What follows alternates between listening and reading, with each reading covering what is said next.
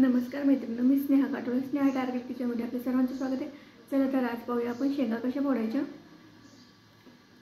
त्याआधी माझ्या चॅनलला सबस्क्राईब करा आणि तुम्ही कुठून बोलायलात काय मला कमेंटमध्ये नक्की सांगा. महाराष्ट्रातून बोलायलात की जिल्ह्याहून बोलायलात ते मला सविस्तर सांगा. तर तुम्ही मित्रमैत्रिणींना पण शेअर करायला विसरू नका. चला तर आता आपण लागूया कामाला. शेंगा फोडायचं म्हटलं की कंटाळवाणे काम आहे ते, कारण कोणालाही कंटाळा येतो त्या शेंगाचा. किचकट काम आहे. त्यासाठी मी एक सोपी ट्रिक सांगणार आहे, ती तुम्ही नक्की पहा. इथे मी रुमाल घेतलेला आहे.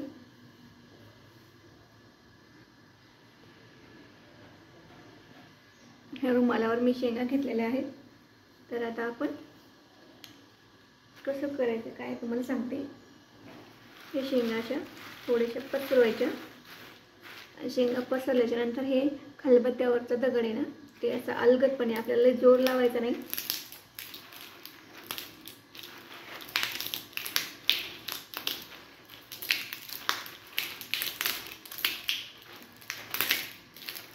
एवढं किचकट काम आपलं सहजच सोपं होऊन जातं.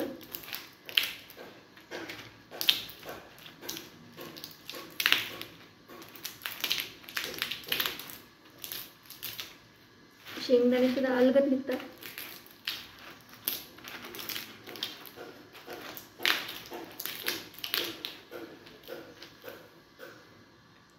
हे बघू शकता,